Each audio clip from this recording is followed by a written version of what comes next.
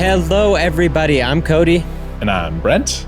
And we are the Hugonauts, here to review and discuss with you the best sci-fi novels of all time. This week, we have an author interview with Becky Chambers, which we're really excited about. And don't forget to like, subscribe, download, follow, however you listen to us, to not miss the next episode, which will be on the book Providence by Max Berry, with our special guest, Lori from Hugo Girl, the podcast, which will be a very fun episode as well. But for now, Brent, you want to give us a little primer on Becky Chambers? Yeah, absolutely. Yeah, so excited about this. Okay, so Becky Chambers is the best-selling author of the Wayfarers series, including The Galaxy and the Ground Within was the last book a couple of years ago, and then the first one, Long Way to a Small Angry Planet. She's also the author of the Monk and Robot novellas and other standalone works of science fiction. She's a two-time Hugo Award winner and has been nominated for the Nebula, the Locust, the Arthur C. Clarke Award, and the Women's Prize for Fiction, among others. Her latest book is A Prayer for the Crown Shy, the second installment in the Monk and Robot series. She is currently writing a new novel in a new universe. So with that, let's welcome Becky. Thank you so much for joining us. Thank you for having me. I'm really excited to be here. Okay, well, we have a lot to ask you, but first, we'd, I guess, love to sort of start at the beginning. Even more than most people in the genre, you sort of like come from a science and like sci-fi family. Can you tell us about that a little bit? Yeah, absolutely. So yeah, I'm the weird artsy one in my family. Everybody else is in STEM. My mom is an astrobiology educator. Actually, as we speak right now, she's doing a 2-week program on a research vessel that's in port in Barcelona that they drill cores from the ocean floor. So I've been getting text messages of tiny microscopic plankton and stuff the last few days. That's it's fabulous. so That's cool. awesome. It's super cool. And then my dad, he's retired now, but he was an aerospace engineer. He worked in satellites. And my grandfather, my mom's dad, he was an old school rocket scientist. He was a mathematician and was contracted to work on orbital mechanics during the Apollo program and on the shuttle then later as well. So for me, I took it very much for granted as a kid that space was just something everybody's family does. Like, it didn't occur to me that it was at all unusual. This is just what people do and what people care about. And so even though I went in an artsier direction, obviously I am still expressing that in my own way. I didn't formally study STEM. I was a theater major, which actually still serves me well. So yeah, it's something that has always been a big part of my life, but I was very much encouraged by my parents to follow my own path. And so in a lot of ways, even though I couldn't help but absorb a love for science, a love for STEM growing up in that environment, I do feel in a lot of ways that I kind of came to it on my own. It was something that I was allowed to choose. Yeah, for sure. Yeah, I was gonna ask, did you have so much of growing up is that trying to find one's own path and like define yourself. Did you have some time where you were like, well, I'm going to get as far away from all of this as possible? Was that part of your experience? Not so much, but I think for me, art and science have always been two loves that go hand in hand, and I really see them as a lot more complementary than I think they are commonly portrayed as. In a way, they're both a search for the truth, and they're very different ways of getting there, obviously, but they're both an expression of love for the real world. I firmly believe that about science fiction. We're never actually writing about we're never trying to predict the future. We're never trying to be prescriptive about what the world should be like. We're writing about the here and now, and for me at least, making things up is a means of connecting more strongly to reality. And so in that, I see my love for science, my love for the natural world, and my love for completely impossible things as really just two halves of the same thing. And that has been true of me for as long as I can remember. So I know there was never a point at which I really seriously considered going into STEM as a career. When I was 12, I said I wanted to be an astronomer, but really what I wanted to be was Jodie Foster in the movie Contact. We all? It took me a few years to realize, you know what, I'm decent at math, but I don't want to do that much math in my life. But yeah, there was never a point at which I was like, I want to get away from this. It's both of those things have been constant companions for me ever since I was little. Yeah, that's awesome. All right, cool. Well, let's talk about how you sort of like got into the world of writing and broke into the world of writing. Getting traditional publishing is very hard. And you sort of found your own way. You made it happen. Can you, so for the listeners, so you self-published your first book, and then a couple of years later, it got published, and then lots of awards and history. And anyway, it's all gone very well. But I would love to sort of hear about how that felt. Presumably you tried to go the traditional publishing route, and maybe that didn't go. But anyway, yeah, take us through it and how it felt for you to sort of work through all that. Absolutely. So I've been writing ever since I was young, but it was really in my mid-20s or so that I started pursuing it as a career. I did start out working in theater, and it became obvious to me very quickly that the stories I was interested in were happening elsewhere, and I would go to work at the theater during the day, and I noticed that my friends and colleagues would go to one-act festivals and go see other shows at night. I would go home and watch Star Trek and play video games and read sci-fi books, and there was a point at which I just was like, you know what, I think I need to pay attention to that. I need to go chase that. And so I started really working seriously on fiction, but obviously I had to pay the bills. And so I was doing a lot of freelance writing at the time, largely technical writing, translating engineer into normal human speak was my bread and butter for a while. And when I eventually started working on The Long Way to a Small Angry Planet, working on it in full, because it was, bits and pieces that I'd had in my brain for years, but when I finally sat down to put it all together, I reached this point at which there was a gap in my paying gigs. I had 2 months that I had nothing lined up, and this is at a point in my life where it was very much paycheck to paycheck. It was there was no real cushion there. So, but I'm stubborn and a little dumb when I. When I decide that I'm going to do something, and I was like, I'm so close to finishing this book. So I went to Kickstarter, and I started a Kickstarter campaign and said, I need 2 months to finish a book. And I was very upfront about it in the campaign, in that I knew from the jump that traditional publishing would be a better fit for me.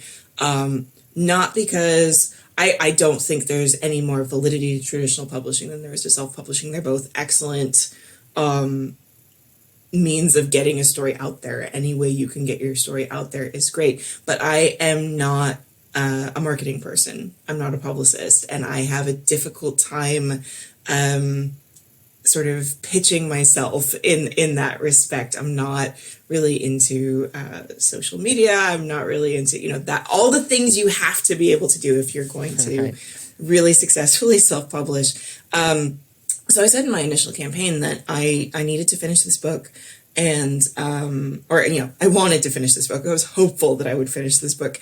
I needed those 2 months to get it done, and that I was planning to pursue traditional publishing after that. And to my eternal surprise, the campaign was a success.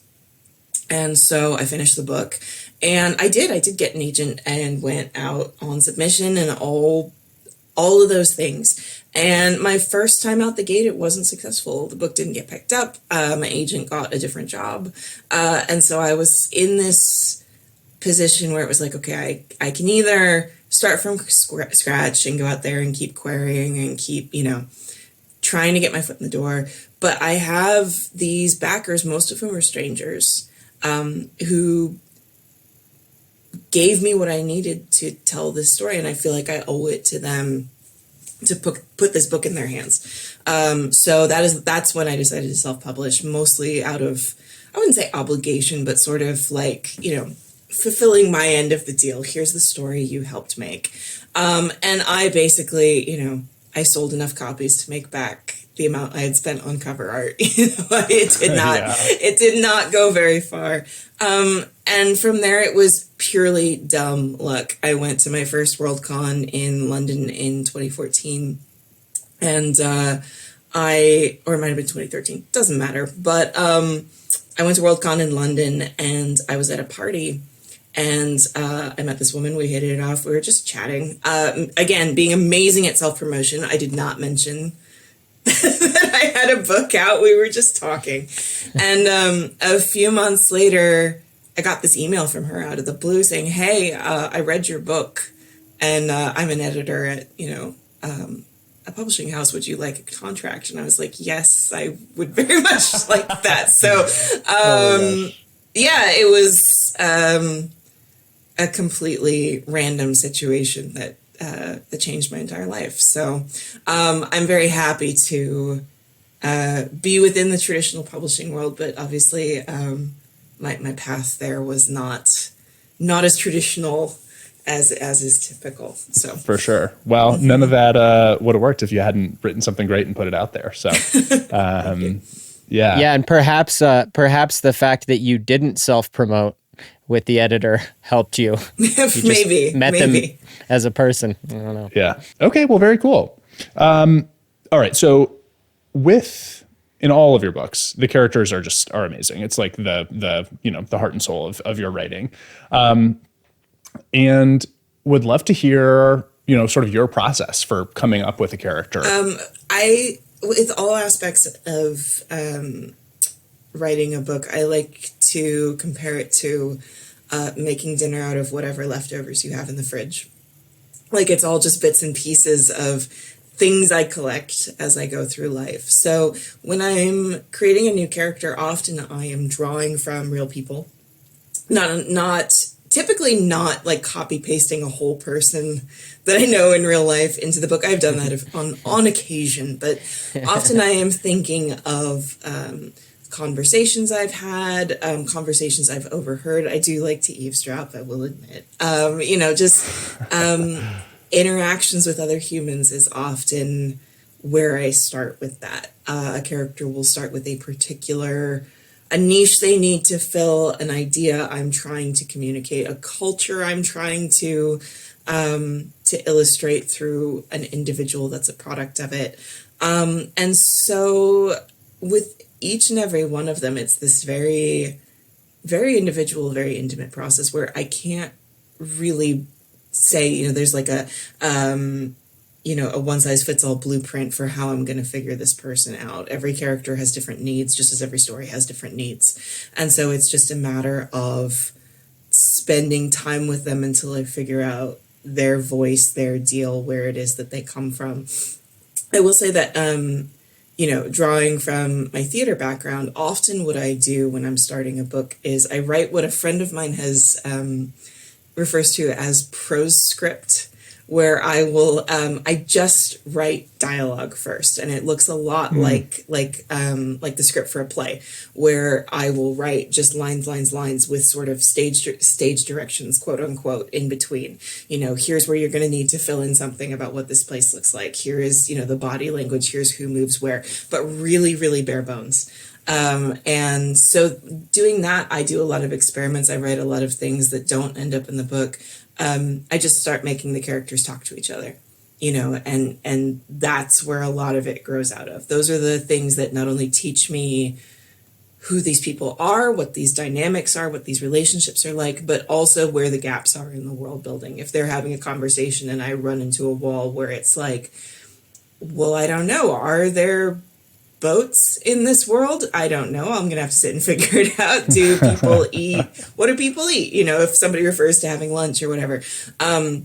That's often like some of the earliest work I do is just putting two characters in a room and making them talk, and then the rest of it gets fleshed out as I go along. Yeah, that's great. Well, it definitely sounds like your theater background is helping. That's I've never, we've talked to a fair number of authors, and yeah, that's I'm sure there's other people who do it that way, but I haven't met them yet. It's very cool. Okay, one more follow-up question on that. What about the names?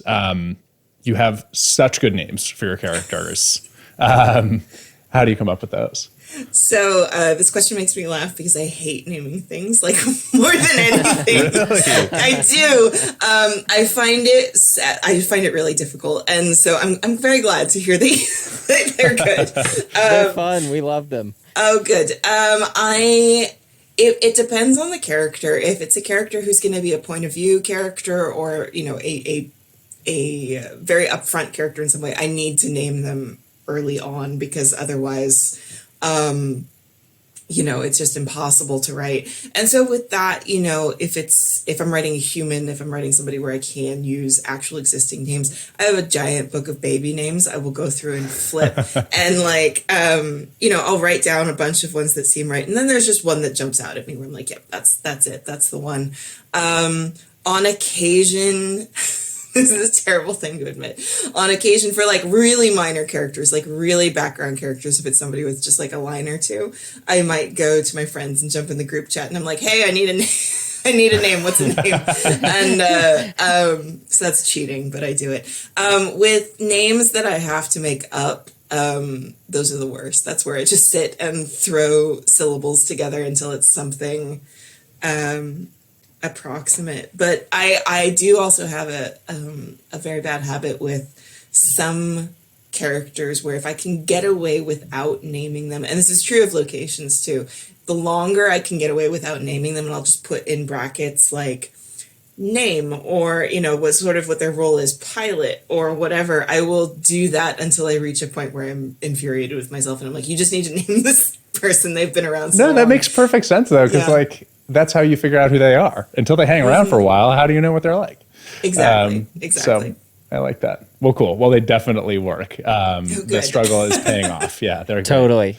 Totally. I think it's tough to hit that fine line between an alien name sounding alien and also being something that people can read and identify with. And I think you nail it.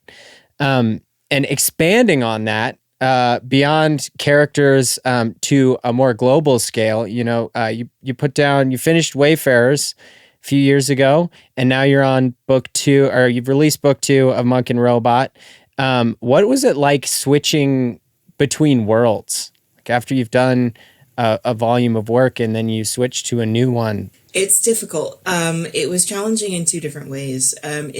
Purely practically, mechanically speaking, I'd been writing Wayfarers stuff for so long that it was so second nature at that point. I didn't, by the time I wrote the 4th book, the Galaxy and the Ground Within, I didn't really need to look stuff up. I have a private wiki where I keep all of my lore notes for Wayfarers so that I could, awesome. Go and refer to things. It's got, a ton of lore that didn't make it into the books, but I still draw from, but also, reference points. Like if I need to go back into one of the previous books and look something up, here's where we established, I don't know, how Eloan color language works. Here's how we establish gender among, Andrisks, whatever it is. I can go back and find the page really quickly. By the 4th book, I didn't really need to check too much because it was just like, oh yeah, I live here. I know how things work, but with Monk and Robot, it was a challenging switch because I was starting from scratch, and it was all of a sudden like, oh, I don't know how anything works here. I don't know what basic everyday technology is. I don't know what they eat, what they're using for power sources. I don't know what local customs are. All of the stuff that goes into world building. It was like, in this strange way, almost kind of culture shock of, oh, I'm somewhere new now. I've just stepped off a plane into somewhere new and I've never been here before. This is a little intimidating. And then on the personal side of things, I was really nervous about it because it was, because Wayfarers has been so well received, and that is what I'd done to that point. I had one standalone novella in there, but otherwise that was pretty much what I had written. And I was worried about, are people going to want to come along with me on this? This is so different. This is such a different sort of setting. an extremely different world. Am I going to be able to pull this off, or am I just a one-trick pony? That was an early fear that I had in stepping into those new waters. And then you immediately won the Hugo for best novella. So yeah, that is true. So we were there. We heard your speech. You're recorded. Oh, good. Yeah. The next question that's kind of related is it when you're writing something, because Monk and Robot novella versus novel, do you set out saying, I want to do something that's more of a novella pace, and I think that's right for this story? Do you just kind of go for it and you're like, and this is a novella? Or what's the novel versus novella like for you? It's one of the few things that I actually do plan out in advance. Largely speaking, I'm very much a fly by the seat of my pants kind of writer. I don't outline and I don't write linearly. So I'm just figuring it out as I go. But length is actually really important because it's difficult to explain this part of the process, but obviously it's an incredibly different pace between a novel and a novella. And so I have to write in a much more economical is kind of a cold word, but it's the best way I can think of it with the novella. You really have to get to the heart of something quickly, and you have to really think about, how to distill all those ideas in a way where you're getting the right things across, what's going to pack the biggest punch in this very, very short amount of time. And for me, novellas are actually more challenging because I'm wordy. I like to spread out. Short stories are beyond me. I've written a few short stories, but I find them really difficult. I have so much respect for people who can do short stories because by the time I do 2,000 words, I'm and now we are just getting warmed up, So yeah, it's really important for me to know at the outset of a project what sort of word count I'm going to be working with, because it hugely affects what I choose to include and how much rope I give myself in terms of really digging into the world building, really sitting there and lingering with things let's just sit and talk about history for a while. I think, you want to have those sorts of things in a novella as well. But you do have to be more particular about what it is that you're choosing to include. And so why did you choose to make Monk and Robot? Why did you go for novellas this time, knowing that you think about it ahead of time now? Yeah, I just felt that there wasn't enough there to spread into a full novel. I felt that it would, because it's so it's such a gentle story, and it's so, all of my stuff by design, I want it to be very low key. I want it to be very we're just going to sit in this place and hang out with these people for a while, and that is interesting enough. We're not going to have planets blowing up. I love a planet blowing up elsewhere, but not in my stuff. We're just gonna sit and appreciate this for a moment. I feel like there's lots of that in Wayfarers, but Monk and Robot leaned into that so hard that I was I think that this will work in a nice, short, condensed format. I think an entire novel of this is going to stretch it out into tedium. And I never wanted it to get to that point. I always wanted it to feel like a nice break, a good nap, a short hike kind of a feeling. I didn't want it to feel like a slog. I didn't want it to ever get to the point where you're looking at it and being so what's happening here exactly? I'm 200 pages in and what's happening? So it just, even though I didn't know the story in full, just everything I was feeling about it, everything I was envisioning for these characters, it just seemed like a shorter format was the more natural fit. Yeah, I think that totally makes sense. I think it works as well. And it kind of naturally leads into our next question, which is going to be about conflict. Obviously narratives need conflict, storytelling needs conflict. You need to have something to rise to and resolve to make an interesting story. And you have a very singular use of identity and identity expression and identity finding as conflict in your novels, which is incredibly interesting. I think it's rare that usually conflict, like you said, is blowing up planets or chasing down bad people or stealing the heist case, whatever it is. And since yours centers around this identity search, and it's interesting because in real life, that's what our personal conflicts most commonly are, but no one writes about that. Why did you decide to write about that? Why don't you think people write about that more? I think, well, those are two very different questions. So the reason, okay, all right, I can re-remind on a prompt. Yeah, all right. Thank you. It started with, it started out with obviously it started with The Long Way, but I had this idea then that has really come along with me, even though all of my work since has, I'm always tackling a different question with each book. So it's not that I'm perpetually chasing this, but in some ways, perhaps I am. I wrote The Long Way out of a place of, huge, enormous love for the space opera that I grew up with.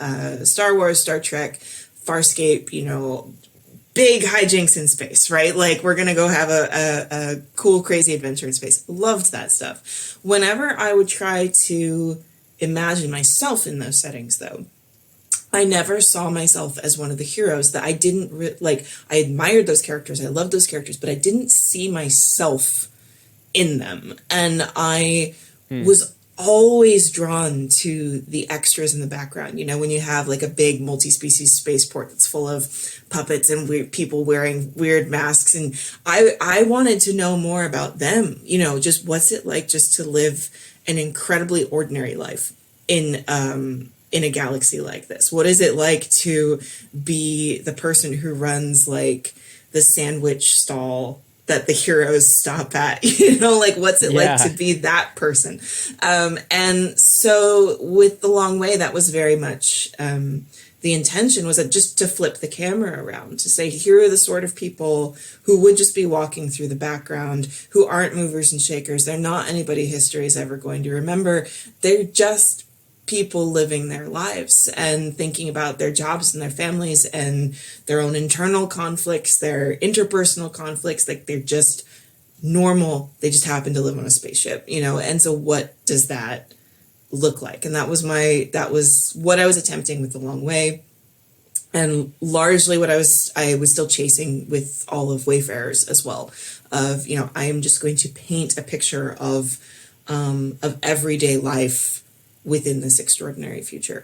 And I, in doing so, really developed this love for finding the exciting things within the mundane, and it really made me think more about most of us out here in the real world don't know any villains, big mustache twirling villains. That's rare. What we know are other people who are just worried about very small, sort of localized things.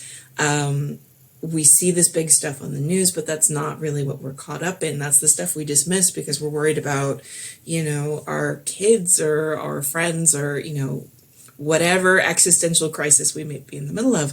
And that is interesting. That is just as interesting, I feel, as the big stuff. And so the farther I go along, the more and more I just sort of get this glee out of playing with the most simple, finding the really big stuff in the most simple things, because if you look at the sorts of things we do get caught up in here in the real world, they're often not the big stuff, but it's still compelling. And it's still important, too, is the thing. I think there is a danger in saying the only stories worth telling are about heroes. The only stories worth telling are about the people you're going to build a statue of. We're all important and we're all unique. And so I think elevating stories of the everyday, of the forgettable, I think that it goes a long way to fostering a sense of belonging within the world. It's not that you don't matter. Most of us just matter in a small way, but that's still worth celebrating and it's still beautiful. And so those are the kinds of stories I write. And maybe one day I will get tired of doing that, but not anytime soon. Yeah, well, you've proved that you can switch if you'd like. So whenever you feel. And why do you think, to bring it back, why do you think others don't write about that as much? Why do you think it's not as common? Just because of the excitement level, the dopamine? So. I think there's a lot of there are a lot of very deeply entrenched ideas about how a science fiction or fantasy novel has to be. Like what a science fiction and fantasy story, like the correct way to go about it, right? I struggled with this when I first started writing The Long Way. It was actually one of the things that hamstrung me from starting on it for a really long time was I was like, this isn't a real science fiction book.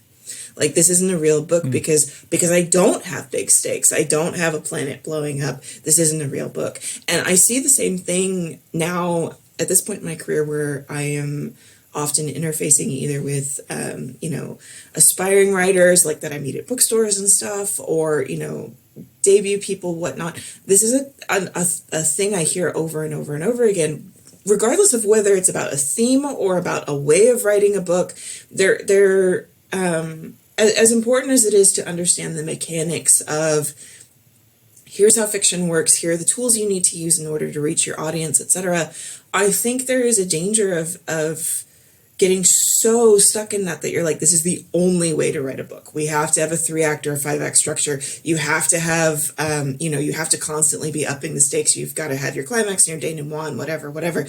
You don't is the thing. And I will die on that hill. Like, you don't. What you have to do is just tell a good story. And that can look like anything. To me, the important thing is not, have I hit all the markers of a good story? The only thing that matters to me is the reader interested? And as long as the reader is interested, I can write about nothing for 100 pages and then we're fine.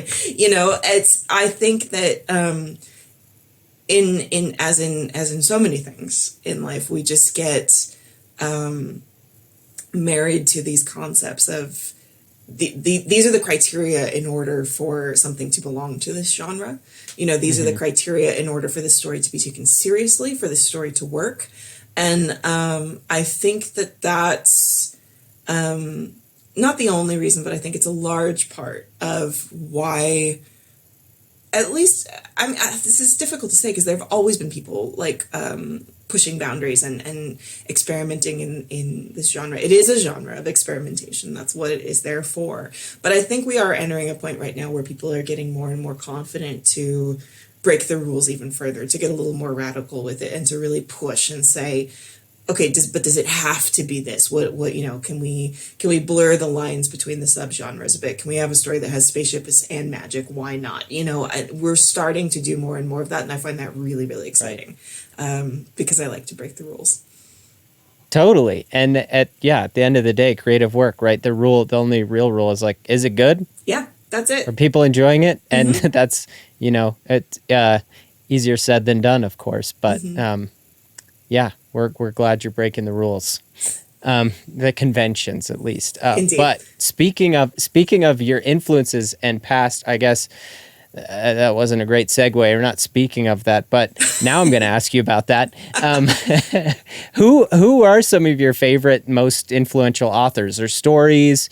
You could say a top 5. You could just name a list, whatever you'd like. For sure. The most influential by far was Ursula K. Le Guin. I started reading her when I was in high school, and up until that point, most of the science fiction I consumed was on TV or movies. At that point, I wasn't a big sci-fi reader until then. As a girl, fantasy was a lot more easy to access. I felt a lot more welcome in fantasy than I did in sci-fi.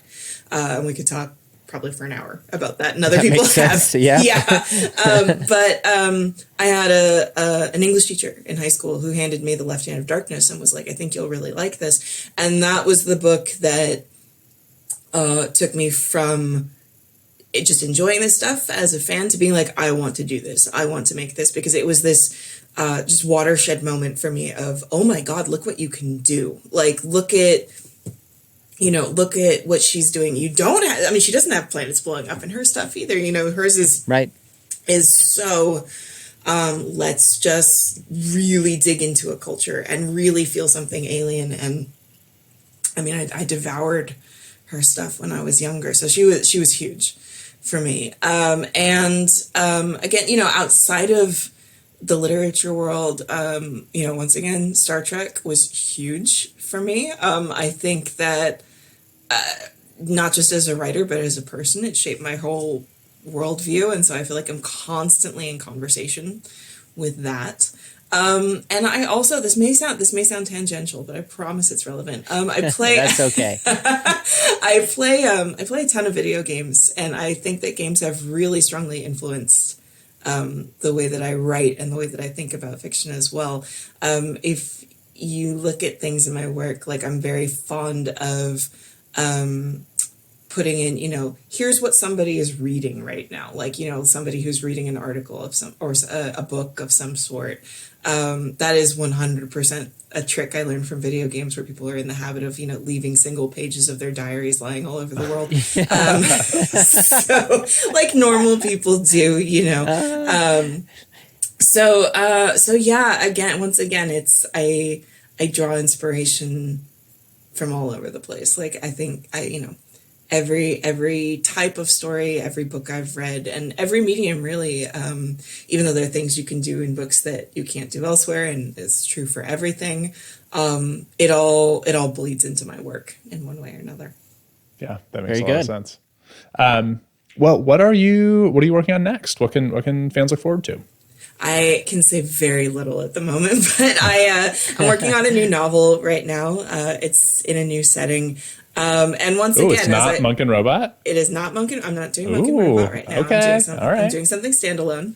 Cool. I needed to go elsewhere for a while, Yeah. but I will say, exactly as I said earlier, it's once again that feeling of just like, oh God, I don't know where I am. Like, I don't know. You've gotten off a plane and you're not sure what airport you're at. That's I'm starting to get out of that phase. I feel like now I've unpacked my bag. I've found my way around the neighborhood. Like, I'm starting to settle in. I still haven't figured out the grocery store, etc. This metaphor is getting strained, but you know what I mean. No, I think it's excellent. But yeah, I'm working on a new novel right now, and I really can't say anything other than it's got spaceships in it.